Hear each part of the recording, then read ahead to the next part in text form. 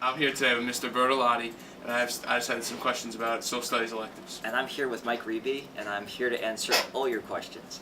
What do you think about AP European history? Oh my god, alright, so in years past, Mr. Orland has taught AP Euro, and it's probably one of the most amazing classes ever because one, he does these amazing impressions of, I think he used to do Homer Simpson, and he comes up with like the best stories ever between people flying out windows, between the War of like 5 Henrys. It's just amazing. It's a really fun class, and I know this is one of the few classes where students will actively get together and try to get the class to run. I highly recommend it. What do you think about AP Psychology? Oh my god, AP Psych, completely unbiased in the sense that I teach the class, but I loved AP Psych in the sense that Psych is everything, and so we cover the basics of brain biology. We talk about personality development, we talk about how we think, how we feel, and then we start going into like the cooler stuff. Well, I shouldn't have said, it's all cool. We start to go into stuff like abnormal psych and mental disorders and treatment. We talk about criminal psych. We talk about like how people work together, work against each other. It's awesome.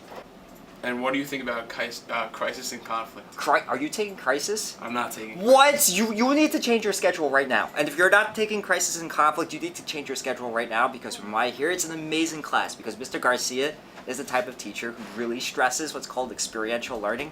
So it's not just like chalk and talk. And it's not just reading, and it's fully interactive. You learn about really cool topics like the War on Terror, like the Civil War, and it's all learning incredible amount of historical detail and then applying it to some sort of simulation or game. And I hear it's really awesome. Thank you. Now we want to get your thoughts on exploring psychology and sociology. Exploring Psychology and Sociology is an awesome class. We start out the first half looking at psychology. We look at why we are the way we are. We take into consideration gender, family roles, how or less who we are. We look at dreams. We look at really try to look deeper within ourselves and try to have a better understanding of who we are, which leads us into the sociology piece.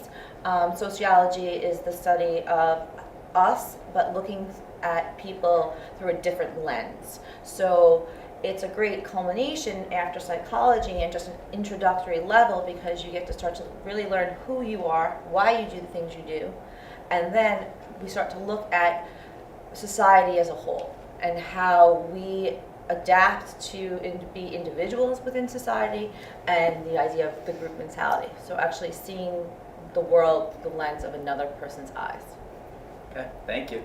Okay, I'm here with Mr. Henson, and we want to know what you study in college sociology. So college sociology is the scientific study of society. And whereas that sounds absolutely boring, it's a fascinating subject because sociology asks students and people in general to think beyond, right, the observations that they see in daily life, to ask about the structural effects of institutions and policies and where they come from in terms of our values and our beliefs. And so in college sociology, we will study concepts ranging from the study of the media to suicide to health and identity of gender. And again, it's an absolutely fascinating look, right, at what goes on underneath the surface in these invisible forces of life that affect all of us. And so by starting with the concept of the sociological imagination, students are brought on a journey, right, to try to figure out the ways that the social world around them influences them.